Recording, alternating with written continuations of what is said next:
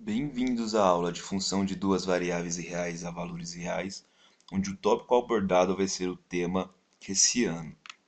Antes de falarmos de hessiano, precisamos fazer algumas definições. A primeira delas é o que vem a ser as derivadas parciais de segunda ordem.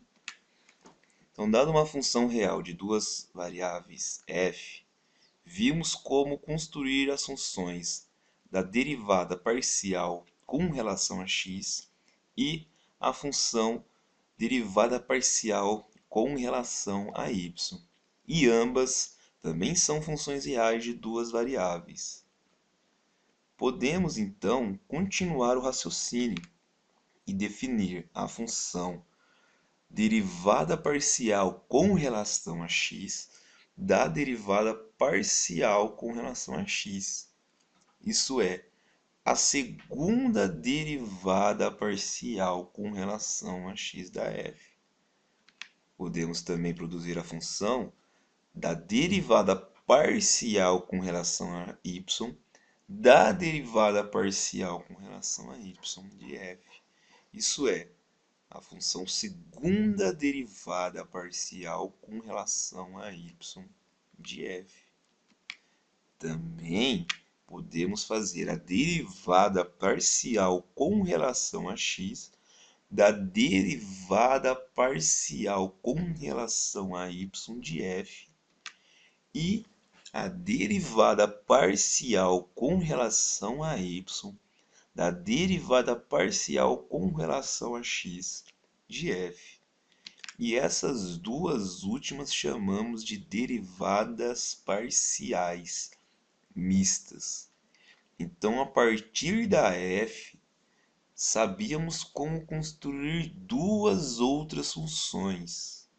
E seguindo o raciocínio, a partir dessas duas outras funções, faremos mais quatro funções, que são as derivadas parciais de segunda ordem de f.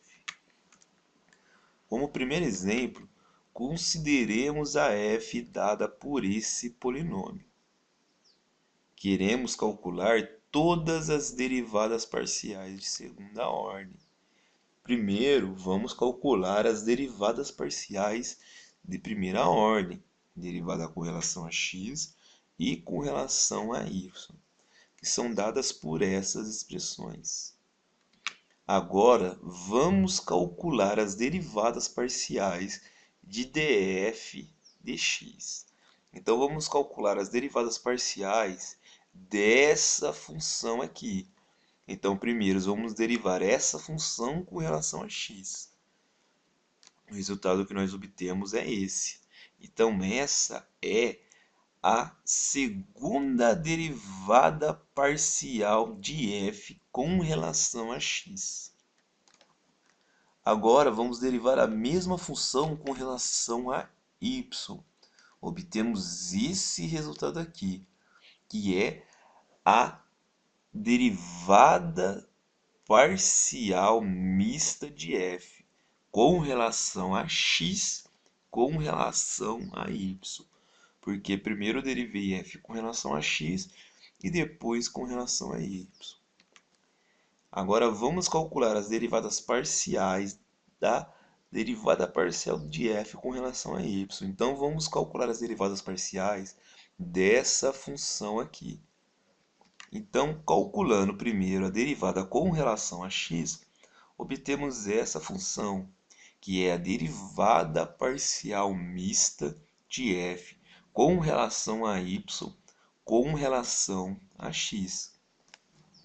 Reparem que as duas derivadas parciais mistas são idênticas. Esse não é um caso isolado. A gente vai trabalhar isso no teorema de Schwarz. Agora, derivando novamente essa função, mas agora com relação a y, obtemos a segunda derivada parcial de f com relação a y. Então, a função f deu origem a 6 novas funções. Para falarmos do teorema de Schwarz, primeiro precisamos definir o que vem a ser uma função de classe C2. Mas antes disso, vamos definir o que vem a ser uma função de classe C1. Então, seja f definida em um aberto. Dizemos que ela é de classe C1 nesse aberto se ela admite em todo ponto desse aberto as duas derivadas parciais de primeira ordem contínuas. E dizemos que ela é de classe C2 se ela admite todas as quatro derivadas parciais de segunda ordem contínuas. Então, a ideia de classe C1 e classe C2 são as mesmas ideias abordadas no cálculo 1. O teorema de Shor nos conta que, se f é uma função de classe C2 definida no aberto, então as derivadas parciais mistas são idênticas em todos os pontos desse aberto. Nós vimos que o exemplo anterior, nós tínhamos que as duas derivadas parciais mistas eram idênticas. O porquê disso é que f é de classe C2, pois f é um polinômio, e um polinômio é sempre contínuo. Qualquer derivada parcial de um polinômio continua sendo um polinômio, portanto, continua sendo uma função contínua. As derivadas parciais de segunda ordem continuam sendo polinômios e, portanto, continuam sendo funções contínuas. Agora estamos em condições de definir o que vem a ser o hessiano da f. Então, se a f é uma função de classe C2, o hessiano da f no ponto xy é dado pelo produto da segunda derivada parcial de f com relação a x, pela segunda derivada parcial de f em relação a y, subtraindo o quadrado de qualquer uma das duas derivadas mistas, já que são iguais, todas calculadas no ponto xy. O hessiano, ele ajuda-nos a determinar se um ponto crítico vem a ser um ponto de máximo ou mínimo local. Da mesma forma que a segunda derivada de uma função real de uma variável nos ajudávamos a determinar se um ponto crítico seria o ponto de máximo ou mínimo local. Chamamos esse método de teste do hessiano. Então vamos supor que a f seja uma função de classe C2 definida no aberto e vamos pegar um ponto crítico da f. Então, se a segunda derivada parcial com relação a x e o hessiano da f calculados nesse ponto forem ambos positivos, esse ponto é um ponto de mínimo. Se a segunda derivada da f com relação a x for negativa e o hessiano for positivo nesse ponto, esse ponto será um ponto de máximo local. Se o hessiano da f for negativo nesse ponto, esse ponto será um ponto de cela, independentemente do valor da segunda derivada da f com relação a x. Mas, se o hessiano da f nesse ponto for zero, nada podemos afirmar. O teste nada revela. Primeiro exemplo, vamos tomar a f como sendo esse polinômio. O gradiente da f é dado por essa expressão. Então, devemos determinar os candidatos a extremantes locais. Isso é, devemos determinar os pontos críticos.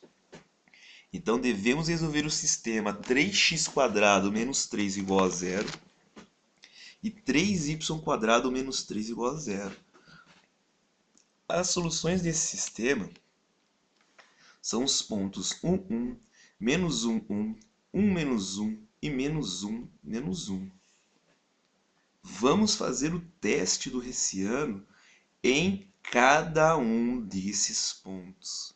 Mas para fazer o teste, primeiramente devemos calcular as segundas derivadas da f e o hessiano da f. E agora devemos calcular para cada ponto o valor da segunda derivada da f com relação a x e o valor do hessiano em cada ponto.